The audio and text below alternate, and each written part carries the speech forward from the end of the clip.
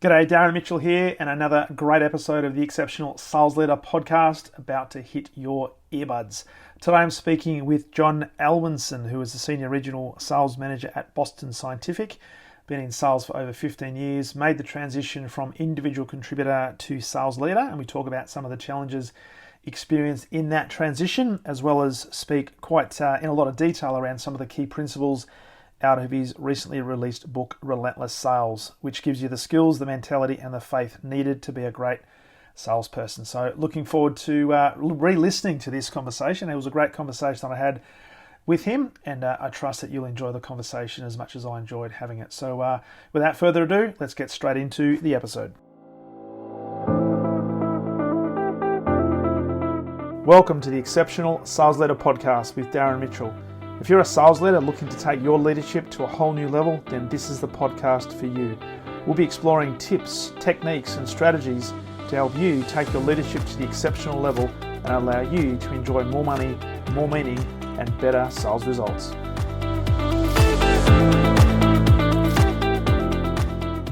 Welcome back to the Exceptional Sales Leader podcast, and welcome to a man all the way from Atlanta, Georgia, Mr. Jon Alwinson. How are you, my friend? Darren, I'm great. Great. Thanks for having me.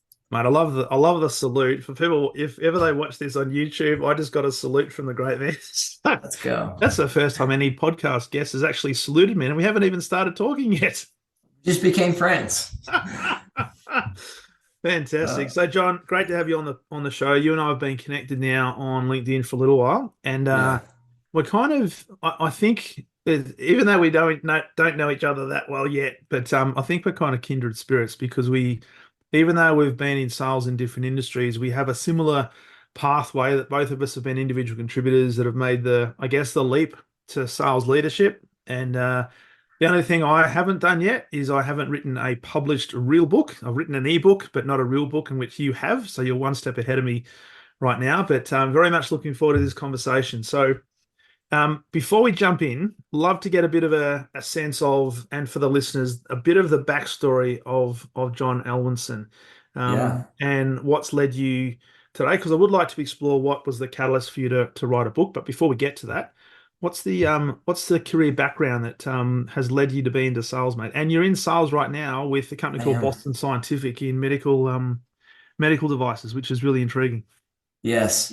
Well, thank you. And again, appreciate you having me on. This is going to be a lot of fun. I think my background, like a lot of listeners, I grew up pushing a lawnmower at an early age with my older brother, hustling the neighborhoods, right? And so we started off mowing lawns was my first kind of step in business. And so from mowing lawns to pressure washing to sports in high school. And then after college and during college, we came up with an idea of creating a manufacturing footwear company. And so my brother and I started manufacturing footwear in China, and we were selling that throughout the US for about 4.5, 5 years, my last year of college. And then we had about a 4.5, 5 year run post college. Entrepreneur, my friend. Entrepreneur. So we had a really good run. We talk about it in the book, but all the mistakes we made, there were, as you can imagine, two younger guys starting a company, raising capital. We made a lot of mistakes, and we learned from those. And so I went from a failed venture. Ultimately, we shut it down. We didn't see the light at the end of the tunnel, to an associate in medical device sales. Was there for a few years, and then I jumped into a company where I was sales rep of the year, rookie of the year, best 2 years combined, and that actually catapulted me with the organization I'm with now to really into management. And so for the last 15 plus years, I've been in sales of some sort. So I love talking to salespeople because we're a different breed? Yeah. We are. And I say that with the utmost respect, because when you look at it, every single person on the planet is in sales in some form, irrespective of whether you carry a target or not.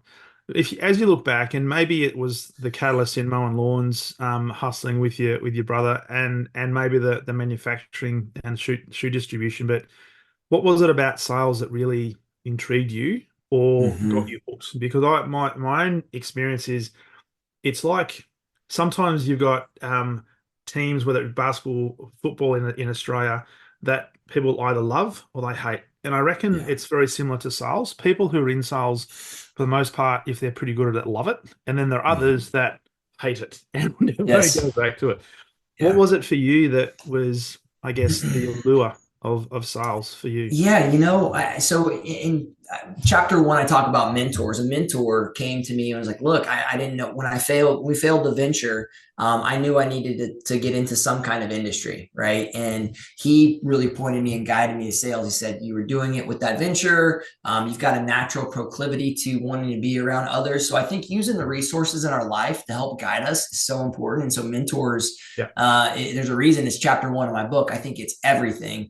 Because sometimes we don't see it. I mean, I work with reps right now that don't really know their why, don't know what drives them, and that's okay. We all kind of learn those things at different points. But I think my dad coming to me, and then these mentors kind of coming around me and say, "I think sales might be your thing." That's kind of really what pushed me to explore medical device. And the great thing about that, and I say that really respectfully, you don't necessarily have to have an MBA or a tertiary education to be good in sales. And it's So amazing how true. many people I speak with that kind of fell into sales, didn't actually start off their career to say, oh, I'm going to be a salesperson. But it ends up being one of the most lucrative and most fulfilling careers. And there's so many things you can achieve and so many different people you can meet. It is. You're exactly right. And I joke around with my team. I'm like, I ask a lot of questions because I'm not the smartest guy in the room. And I think that's the reality. I ask questions. I say, tell me more. I dig a little deeper with customers and I genuinely don't know. And I Yep. think not being the smartest guy in the world has allowed me to achieve success in sales because Yep. I'm going to ask questions. I'm going to be curious because I don't know the answer. Well, and you've got to have that, right? And there are so many, and we probably, and people listening to this probably know people who almost give the impression that they are a know-it-all, right? They walk around either the sales floor or in the industry with a bit of a head wobble, bit of a swagger. Yep. Um, but if you're authentic and if you surround yourself with good people and are curious, as you rightly say, it's amazing how many people will drop their barriers and open up to you and maybe share some information that ordinarily they wouldn't share with a salesperson because you're creating the impression. And this is what it needs to be. It needs to be a genuine impression that you're there to serve them and there to Totally. help them. And so you need to be able to do that. So let's just talk because I'd love to talk about your book. You're the author of Relentless Sales, and you just said before we pressed recording that you're about to embark on a new one around sales leadership, which is really exciting. Yeah. There's a number of things I'd like to cover off in the book, but one of the first questions I got for you was, and you mentioned it was the first chapter in the book, is around mentors. And I often Mhm. talk to sales teams and sales leaders and say, hey, you need to be really clear and really specific on who you choose to have in your inner circle because you will be Mhm. I guess, a direct reflection of them and they of you. Yep. For somebody listening to this, perhaps, and you mentioned it before, you've got some sales reps perhaps that don't know yet their why. Maybe they haven't thought about mentors. Maybe they think, well, what can a mentor teach me? Maybe I'm not worthy. They might have a bit of imposter syndrome. What are some key Mhm. thoughts you've got around the power of that and how perhaps that helped you fast track your career? Hmm. So we talk about it, your inner circle, I call the board of directors for your life, right? So create your board of directors. It makes it a little more fun, I think, just kind of thinking about if you were starting a business, who are those key people in your life that you would put around that table? That really their opinions really matter. And and they could be in your network, they could be in your church, they could be wherever, right? And they could just be a guy down the street that is a successful business person that you want to get to know more and Yeah. would value their opinion. But build your board of directors, keep your inner circle tight and listen to them, share Mm. with them what you're going through, ask them, like, if you're going through a tough time or you're uncertain about the future, say, hey, listen, I'm uncertain about where I want to go next with my career, but here's where I think my skill sets are. I'm very curious, shoot me straight. What do you see on the other Yeah. side? Yeah. It's so important because I was actually doing a training last night actually for a company and they were about to embark on a mentoring program. So I had I think there's about 15 mentors who were there. And the thing that I found with these guys is they were just as uncertain about their role in a mentoring relationship as the mentees were Yeah. or are right now. And I said to them, it's interesting that mentors, there's no mentor that goes around actively looking for people to mentor. right? So Right. you're not gonna see ads in Yellow Pages or on Google, hey, mentor for hire. But they want to be able to pour into people and they're waiting to be asked. And so, Hmm. as you build your board of directors, it's so important to identify people who share the same, not so much the same goals, but maybe the same philosophies, the same Yeah. approach.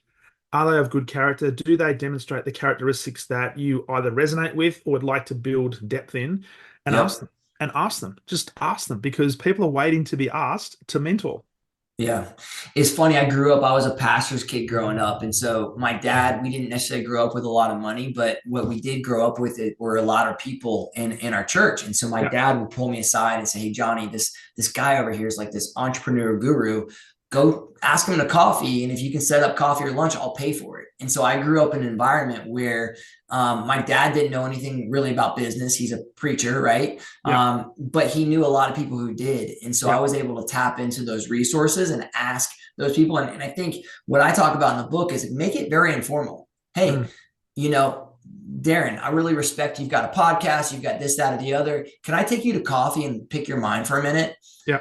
Like you said, these older folks that are a couple steps ahead of us want to help Yes. and are happy to help. And I Yeah. think guys want to help other guys, right? And older ladies want to help out younger ladies. It's the same. It's Yeah. the same across the board. It is. And one thing we should be making really clear, you don't have to be old to be a mentor. That's right.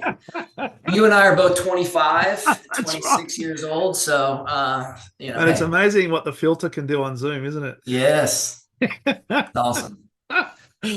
Oh, it's fantastic. So with that, obviously that the I guess the impression that people created for you growing up and in your early parts of your career led you down this path of sales. Yep. And then after a few years, you become sales rep of the year, rookie of the year, number one salesperson for 2 years. And then you made the leap, my friend. You made the leap Yep. from individual contributor to Yes. sales leader. Now, I work, and obviously this podcast is the exceptional sales leader. So it's all about how do we help sales leaders make that leap from, I guess, ordinary or just common to exceptional. Yeah.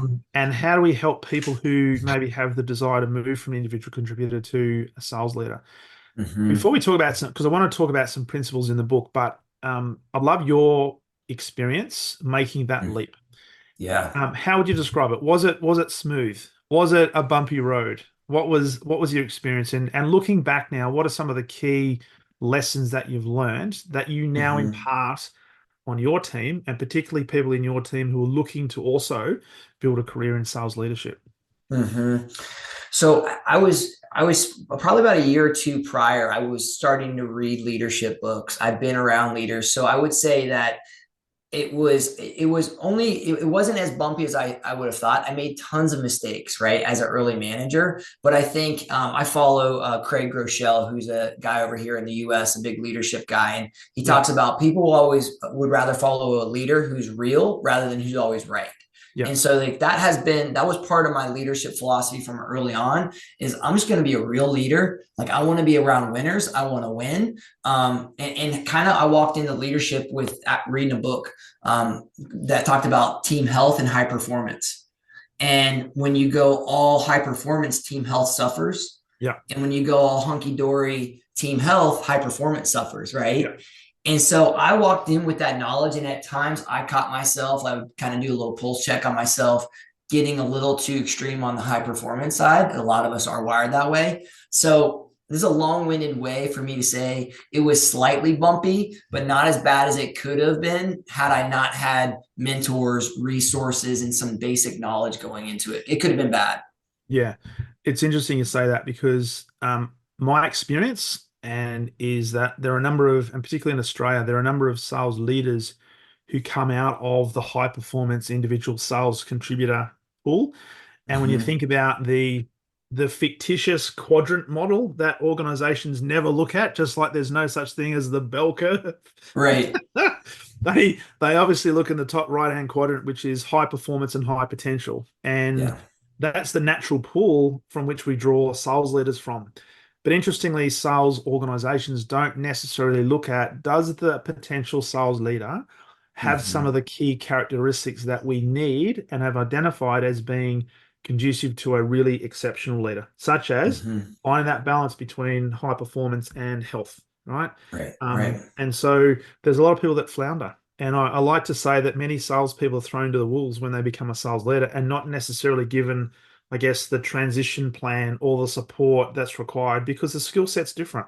Hmm. I'd love your take on this in that what was the experience in like the first 90 days? Was it really difficult to make the separation from having to do the deals to now having to take a step back and help facilitate the team to do the deals? What was Hmm. your experience around that? Yeah, there's a natural desire to still be in hero mode, right? When you move into the sales management role, where you still want to prove yourself, but really that shift is it's got to be about my team, and I knew it. I think there was a little bit of still wanting to be the star player Yeah. that came out, and the thing that saved me was I had a really bad manager, the company before. And so Yeah. I started off with a great manager. I saw what good looks like. Then I inherited this terrible manager who was taking credit for my deals. And I walked in with, whenever I'm a manager one day, I am never going to be like this other guy. And Yeah. so I was so burned by the bad manager, but I'm also grateful for the bad manager because the bad manager helped me realize no, it's not about me. I saw Yeah. how angry it made me when I was an individual contributor, and I promised to never allow that trickle into my management. So honestly, I think that was probably one of my biggest saving graces as a manager, new Yeah. manager, is like I saw what good and bad looked like going into Yeah. it. And that's a great example, and it points to the mistakes that we make. My own experience, I had 2 years of preparation before I got the opportunity to be a sales leader, and so I Mm-hmm. had time to look for what was good, what was not so good, and take bits and pieces from each, so I could start to form my own, I guess, my own approach, for want of a better term, my own philosophy, so that when I got the opportunity, I knew what I wanted to be and who I wanted to be. Even with that, there were still challenges that which I'll talk about at another time. But Yeah. it's such an important point you make because sometimes if you have just the one-dimensional leader that you follow, Mm-hmm. you get a view of leadership often through that lens. So you've got to have some Correct. variety. So, and the thing is, you've got to be yourself. You've got to be authentic. You're going to make mistakes, and you're Yep. not going to be all things to all people. But just be real, and Mm-hmm. you're gonna as I said, you're gonna make some mistakes and you get some things right. Your team is a lot more forgiving when you lead as a real, hey, I'm going to be real, I'm going to make mistakes. Lead with that, right? Say, listen, Mm. I'm going to make mistakes. I expect you guys to help point those out when I do Yeah, make a mistake. But yeah, our goal, paint that vision of where you see the team going and invite them into that yeah. vision. And I think they're a lot more gracious with you when you lead as a real leader and admit you're not going to be perfect along the way. That's it. That's it. And you got to do that. And you'll often build a lot more camaraderie and a lot more trust and respect if they know that you've got a leader there that's not trying to pretend to be somebody who they're not and own Totally. it. Yeah. Totally. Awesome. So Yeah. what then I was going to say what then possessed you to write a book, but what was the catalyst? Where did the idea of Relentless Sales come from? Yeah, so I mean, this is the book I wish I had 15 years ago. This is kind of the accumulation of all the sales skills that I put together, Yeah. over the last 15 years in an awesome guide. If you're new to sales, I've had people who've been 15, 20 years message me and say, holy cow, it's like your book was exactly what I needed. It was a good refresher and excite. I learned this or that, right? And so people at all stages can pick something up, but I really wanted to have a guide that could really help that next generation of sellers. So I think, as cliche or cheesy as it may sound, like I really want to help that next generation. And to me, it was very fun and therapeutic kind of working through my thoughts. And like, if I'm coaching a newer rep, what would I tell them? What would be Yeah. the exact playbook? And this is it for me. Yeah, yeah. And you mentioned you start off with the chapter on mentors and how important it is to build your board of directors, which I think everybody should seriously think about because you are a combination of the people that you surround yourself with, both professionally and personally. There's a Mm-hmm. number of key principles in your book, and you've got what is it, 18 chapters, which is a decent sized book, my friend. It is, but look here. I mean, this is a thin book. I have people who've read it in two sittings, so Okay. if they're short chapters, I'm not a big reader from a real lengthy standpoint of book. So I wanted something short and sweet for my readers. Well, you did also say that before we jumped on the podcast that you're pretty concise. So Yes, yes. I'm too hyper. I'm what you call an activator. I'm impatient for action. So love it, love it. yeah. So tell me about the order in which have you written the book in the order of the key principles, or is there one overarching principle that stands out for you? I should say, by the way, that the book's about relentless sales. It's all about the skills, the mentality, but also the faith needed Yep. to be great in selling. So you've talked about the three key pillars: skills, mentality, and also faith. Is there Yeah. one key principle out of all of it that you say, you know what? This is the number one thing that if you just did this or embraced Hmm. this, this could make a Hmm. significant difference. I don't know if I could just pick one. It's like your children, right? I mean, can you only pick one? But I mean, in those pillars, I break it down. I mean, there's one thing that there's a chapter I sent it to one of my friends. He's a mixed martial art fighter, and so he's a tough guy. He's like, I'm not much of a reader, but your chapter on fear was incredible. Yeah. And I think in sales, maybe if there is one thing, I think sometimes we're either too high on the confidence continuum over to arrogance and hubris, or we're too low and we got so beat down over the years to where, we give up, our confidence weakens. And so I think this book, if you're going through a period of time right now where you're suffering from lack of confidence, or if you need to be checked with overconfidence, I think this book kind of has several aspects of that. But fear is a topic I don't think we talk about enough in sales, to where we see reps do silly things, right? If Mm. they're nervous, they walk in and maybe they blabber, right? And they screw up a deal because they say too much, or they're awkward and they are making it uncomfortable to be in the room with their client, right? And they don't say enough. And so fear, maybe if I had to pick one thing, kind of overcoming and getting the right mindset around fear would probably be one of the things I would say. Love it. So let's deal with that because I know salespeople deal with this a lot. And even though salespeople like to often create or portray a an armor that we are Yeah. impenetrable, we are super confident, we're going to close this deal, and particularly when it Yeah. comes to sitting down with their sales manager and say, yeah, we're going to get this deal. It's a 95% probability. How do you know that? Oh, because we've got a good relationship, and he told me so. In other words, I'll just wish on Yeah. a Yeah. star. Yeah. Because a lot of depending on who you listen to, a lot of people say, well, fear is false evidence appearing real and all that sort of stuff. But we know Right. that from a physiological point of view, fear is actually real because there's a psychological and a physiological response to that.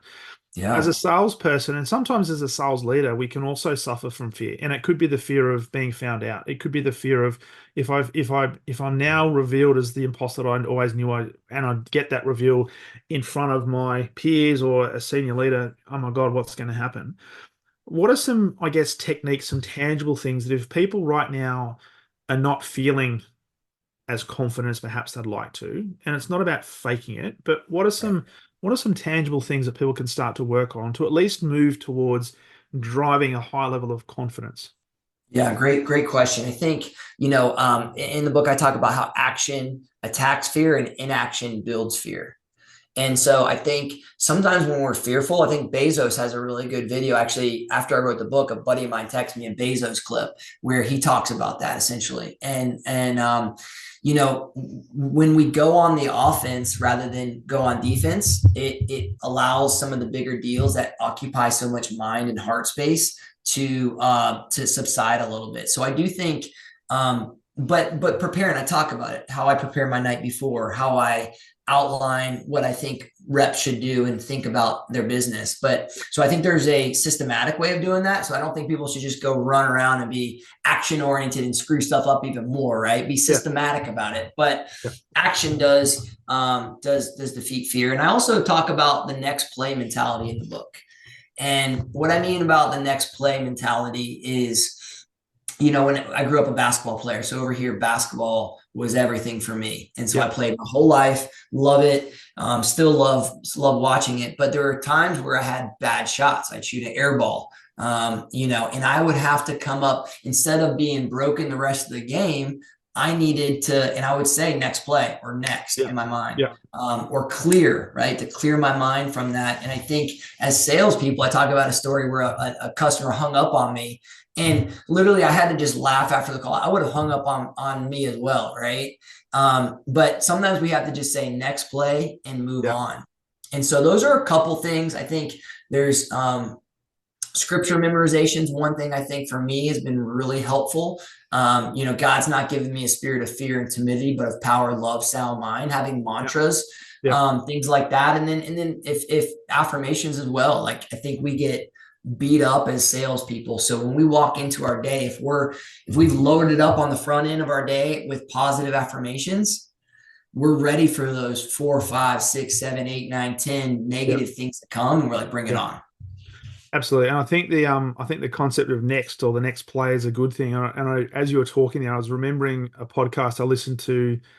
Can't remember who the professional golfer was, but he was thinking exactly the same thing. So, when you consider a professional golfer coming down the stretch on the 18th hole or the 17th hole of a major tournament, and they're one shot in front or even a one shot behind, the Yes. pressure that they're on, they have to, and I can't say this word, but I'll try it anyway, compartmentalize. Hey, I It said is. it. That was good I'm by not me. having, but it's all about the next, right? So you've got to forget about Yeah. what's just happened and go to the next thing. And that's where I guess the action oriented, because that's what you've got control over. And I say Yeah. to salespeople all the time that what you don't have any control over is how your customer reacts or responds. So you had no control over that customer slamming the phone in your ear, right? Right. What you had control over, though, was what you chose to do next. Hmm. And you have a choice, right? And you can choose to either willow and self-pity and say, oh my God, what did I do? Or you can go on the attack and say, what an absolute insert Yeah. description here. And Yeah. then that can go into the next call. And that next call could have been the best call of your life, but it won't be because you're carrying some sort of mental garbage that from the previous one. Yeah. And we're so hard on ourselves. I know I'm so hard on myself. I'm a perfectionist at heart. Right. And so it's easier to say, it's harder to do, Yeah. but you're right. If we do embrace that next play mentality and know who we are kind of going into it and not be so broken by that customer's reaction, Yeah. it changes everything. Yeah. And with Yeah. this, how much of the fear comes into it? Because you mentioned before that sometimes you go into a situation and you're blabbering, right? And Yeah. I talk about this a lot with teams where you're meeting a senior executive, you've finally got the meeting with the key decision maker, and perhaps you've never met them before, or it's really hard to get to. And you can see yourself almost having this out of body experience where you're just doing all this small talk, right? What are some things from a mental capacity that we can work on to give us a level of not so much grace and calmness, but I guess confidence that, hey, I deserve to be here. And through the process, I'm actually going to be conquering some fear, particularly when I'm talking with a senior person or what I know to be a key decision maker or a key influencer. Hmm. So I think again we talked about the skills, mentality, and faith, right? Yeah. There's skill pieces going into a meeting like that you need to think through. I have one that it's like always make it about your customer. Like Yeah. when in doubt, I know we're here to talk about XYZ, Mr. and Mrs. Customer.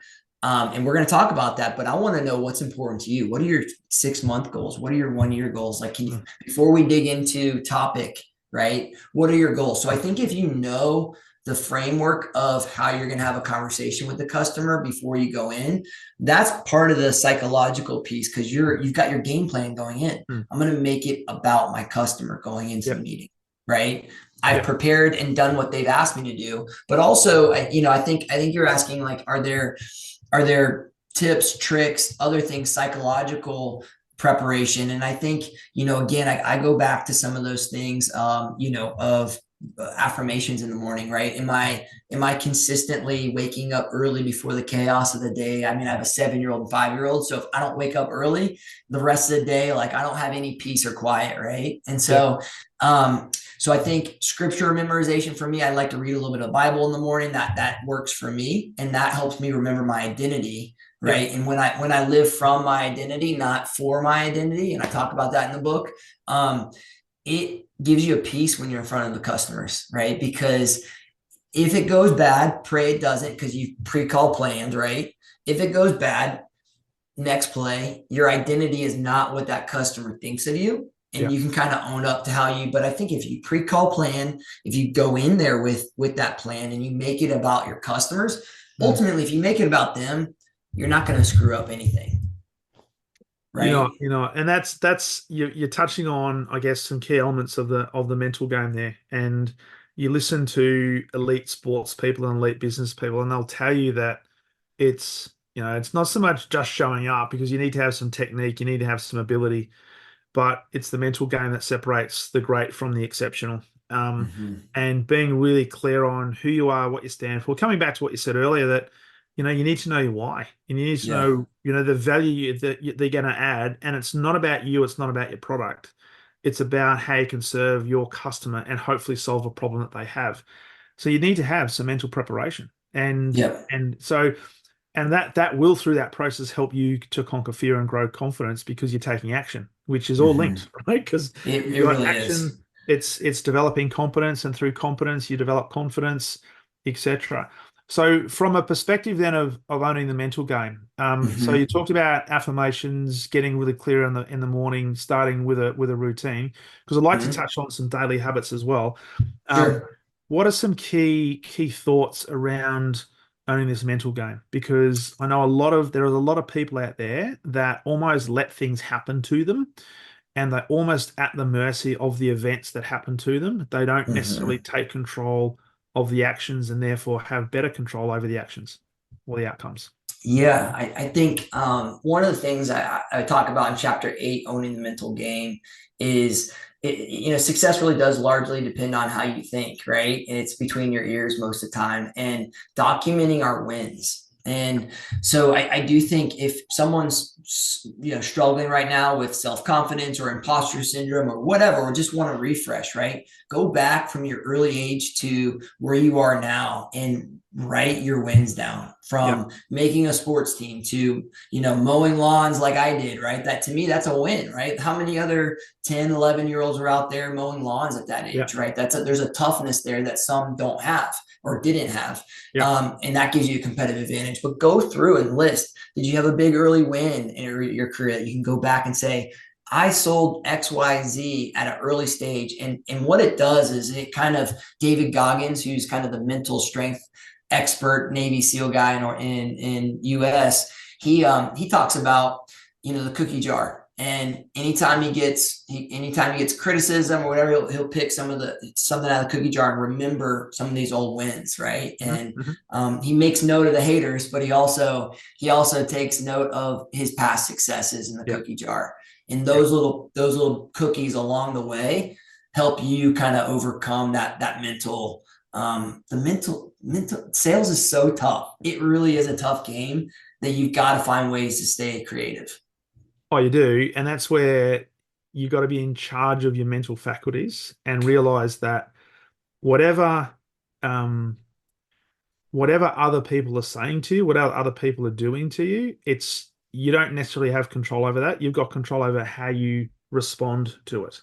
Correct. Yeah. Correct. No, that's good. And I think, the last thing I would say is like just keep your schedule disciplined. I think a disciplined schedule really helps with that as well. Yeah. So there's this thing called the Full Focus Planner. I'm not affiliated with them or anything, but I buy a lot of their planners. And for me, it's kind of your top 3 goals each night. You've kind of outlined what you're going to do the next day, some key goals and objectives. And then when your feet hit the floor the next morning, you're ready to go on the offense rather than reacting, and the panic and the anxiety kick in. You're already prepared, hit the next day.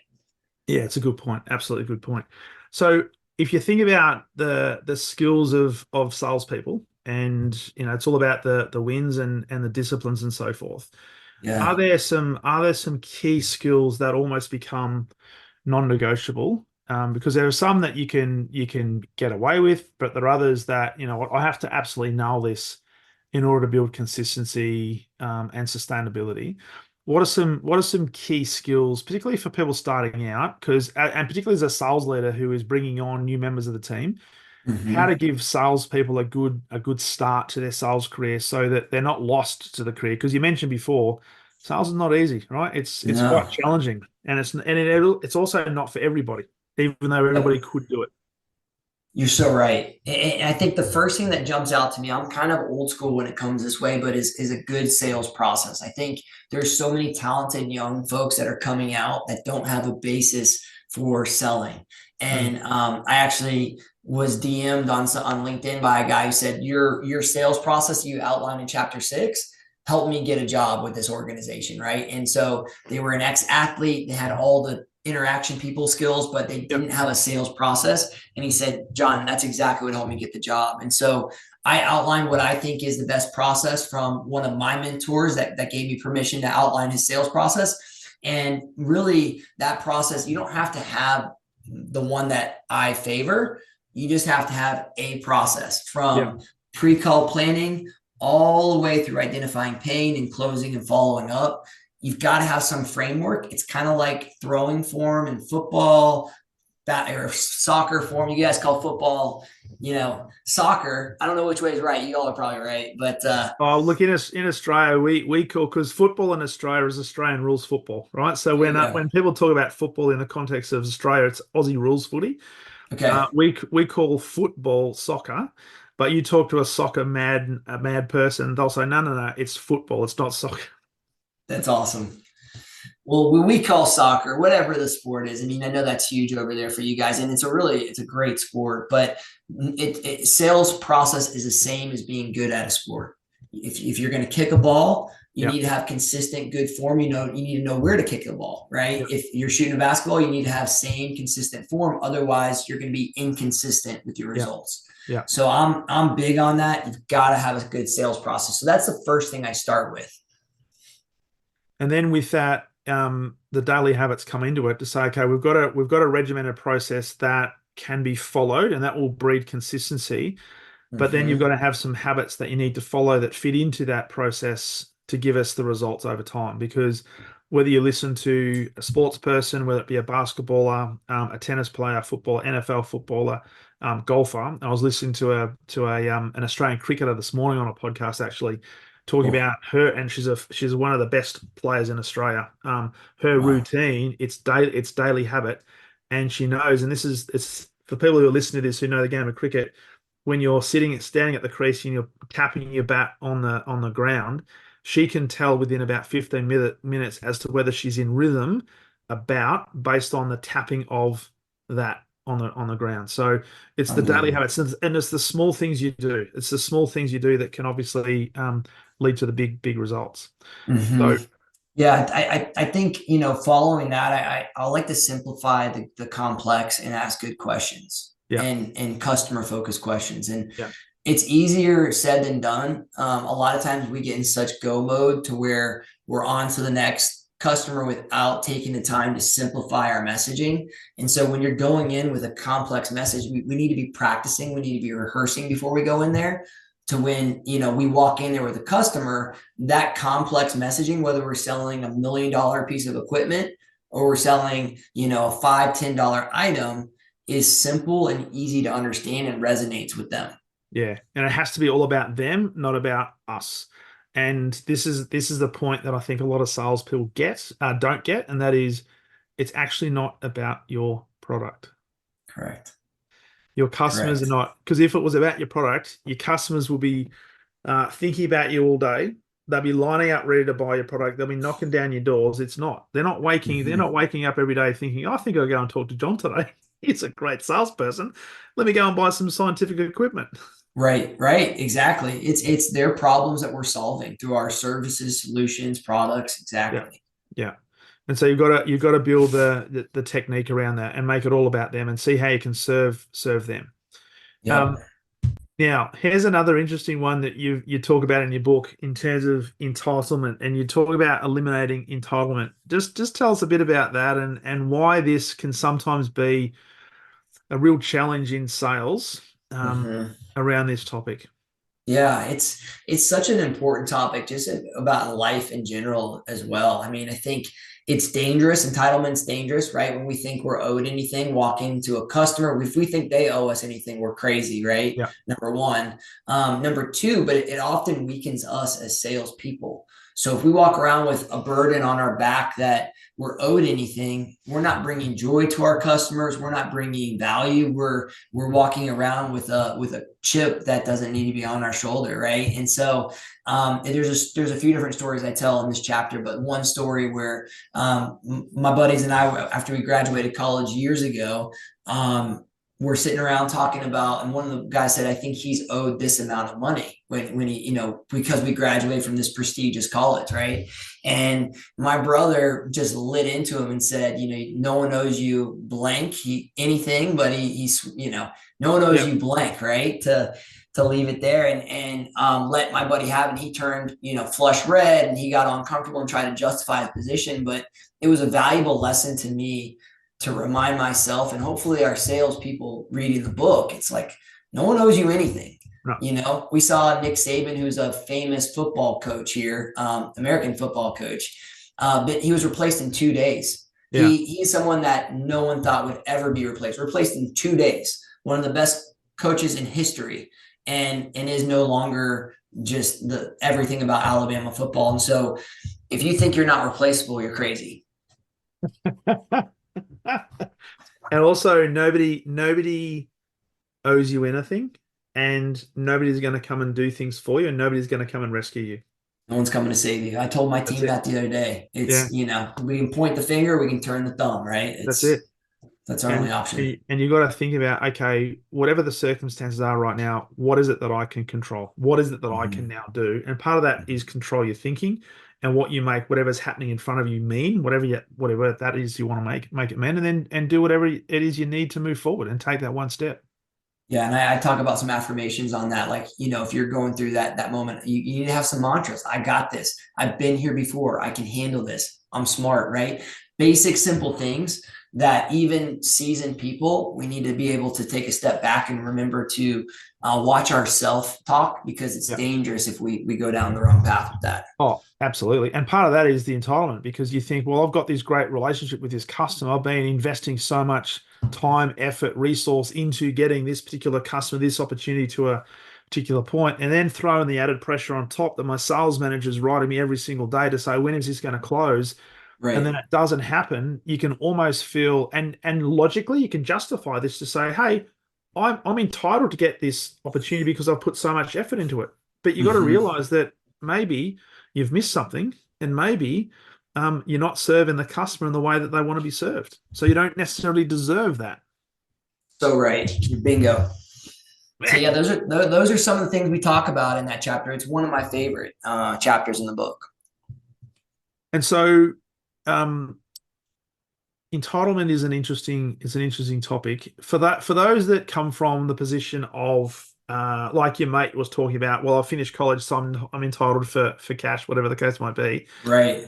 How do we? Because a lot of that would be almost ingrained at an early age, and you look at society today, that many messages that are going out specifically to young kids. I know in Australia there's this movement that, everybody gets a prize. Young kids playing sport, they don't score because they don't want to have this mentality of you win or you lose. And I'm really concerned about, what it's going to be teaching kids in relation to things like resilience and what it feels like not to get the result you're hoping for. And if everybody says, well, everybody wins, you've come last in the cross country, but you won. Here's your ribbon. Here's a representation. You go home, you show your parents, hey, I won. Where'd you come? I come last, but I won. Right. That's entitlement. It is. So how do we change that? Because for a lot of people, it's going to be ingrained in their DNA and linked to their identity because they've been told that from such an early age. Yeah, I think sports is a great a thing to get your kids involved in early. And parenting, it's really going to start at the parent level. And if we just roll over and accept this national narrative of everybody gets a trophy, then our kids will fall in suit. But I think as parents and leaders and men and women, we need to speak up and take our kids' trophy if they came in last and said, honey, you did great. Did you give your best, right? Did you try hard? And I have some buddies who will take those away from their kids and say, listen, like, we love you. You're part of our family, but we're not taking this trophy. We're not accepting this because we did not win. Right. Yeah. And so I do think that's a That's a parental responsibility. And I do think getting kids involved in sports and not overly hover when they Yeah. lose. Hey, you lost, go shake their hands. Tell them Yeah. good game, right? And That's it. we've got to model that. And in sales, we've got to model that. Sometimes we win, sometimes we don't. I hate losing more than anybody. I hate it.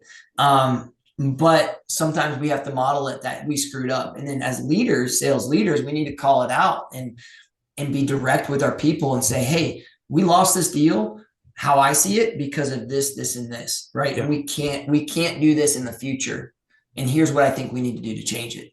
And I think with that, you're so right. And we as sales leaders have such an important role to play that when the inevitable loss does happen, right? Mm-hmm. As bad as it feels, as maybe as difficult as it might be to then face senior leaders because perhaps we forecasted this was going to happen, it's what happens next. Because what you don't want to do is have the mentality that people are going to be walking on eggshells for fear of retribution, criticism, whatever the case might be. It's a case of, okay, did we do our best? What is the lesson from this? And this is what John Maxwell talks about all the time. You win and you learn, all right? It's not a win Mm-hmm. or loss. The Right. loss is your perception, but what is the lesson that I can take so that I perhaps don't repeat the same mistake that I might have made that led to that loss? We have such an important part to play in that, and talking about it and getting people to Mm-hmm. realize, well, what was the lesson from this? What would you do differently next time if you had this opportunity again? And it's Mm-hmm. about learning and using a platform to get better, not fixated on did you win, did you lose? And it's a finite, well, you're a failure if you didn't win. And sometimes there are sales leaders that think like that because they're under Right. so much pressure to get the number. Right. You're exactly right. And in chapter 17, the second to last chapter, I talk about redefining failure. And I think that's what we have to do. And we care so much about what others think of us. Yeah. We don't frame it the way you framed it just now, which was Yeah. perfect. And that's what we need to do moving forward is we need to, failure is it's not a end state, right? It was an event that happened in your life.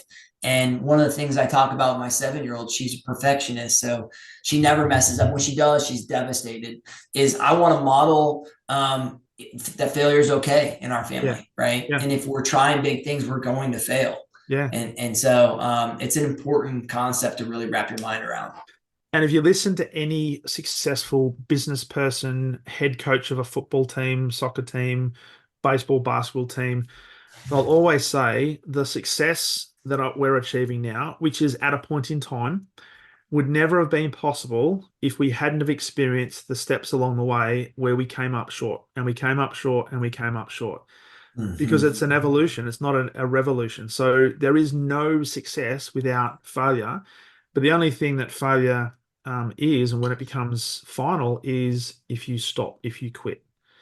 Mm-hmm. And there are people who, for whatever reason, find it too hard. And that's why a lot of people leave sales, for example, because they find it too hard and they can't be successful, or they're told you are a failure. And therefore they take it on as almost like an identity and say, I better go and do something else. It's easier for me. Right. Right. Because I Right. don't like the feeling that I get when I'm failing. But more than that, I probably don't like the responses I'm getting from managers or others to say you are a failure.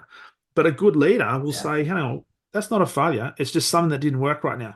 What's the next thing you can do so that we don't repeat this mistake, but we can make improvement? Now, constant Mm-hmm. improvement will lead to a better result. Preach. I love it. You you're preaching the choir here. I love everything you just said there. That's so good. Well, Yeah, it's yeah. it's good stuff.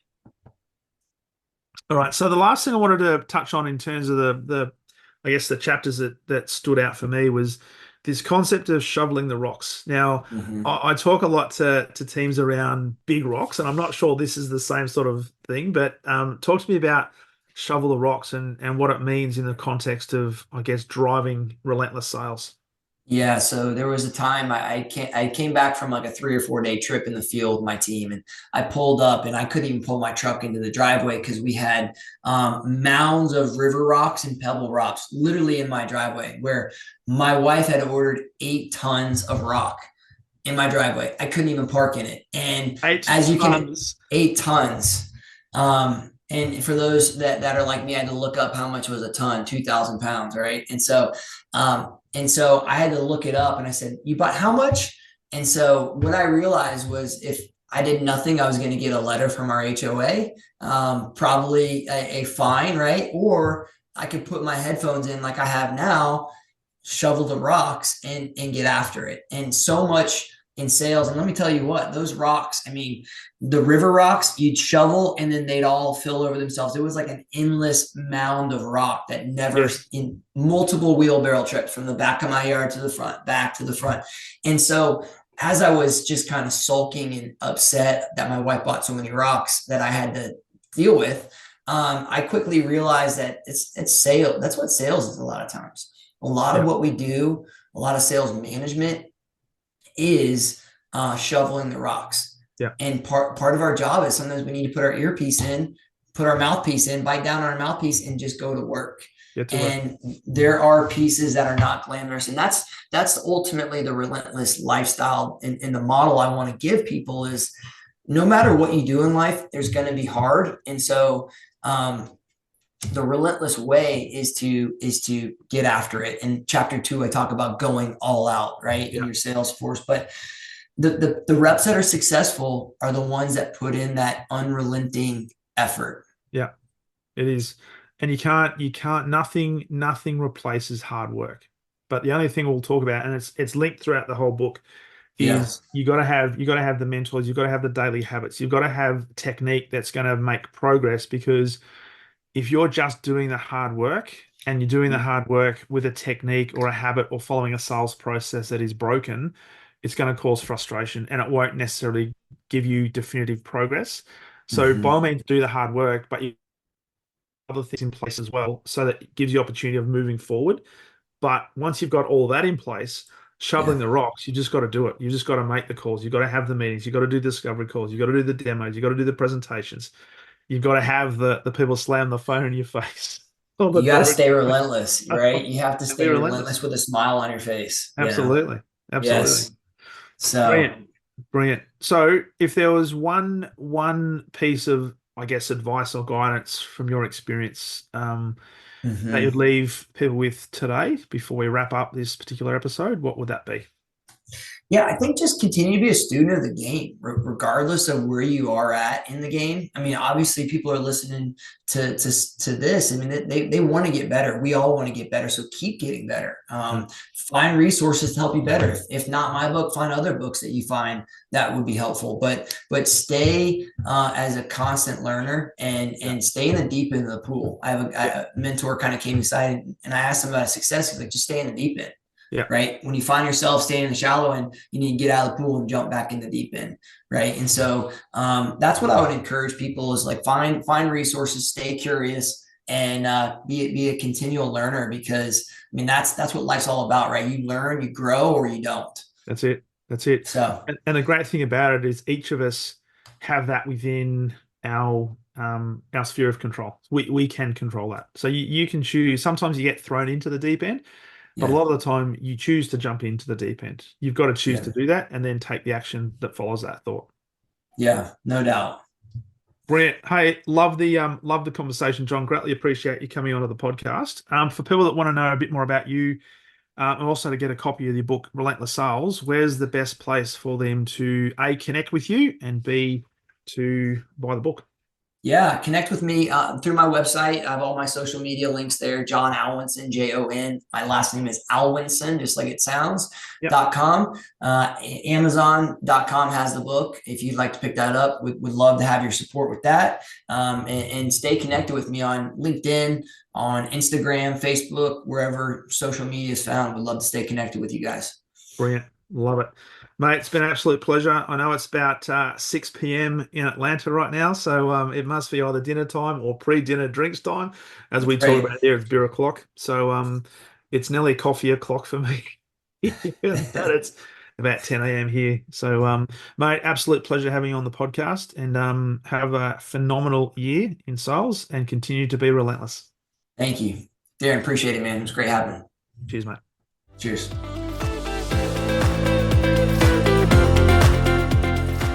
thank you for listening to the Exceptional Sales Leader podcast. I trust the information in this episode has been helpful in your journey towards becoming exceptional. And remember, please take the time to rate the show, subscribe to the show so other people can find it.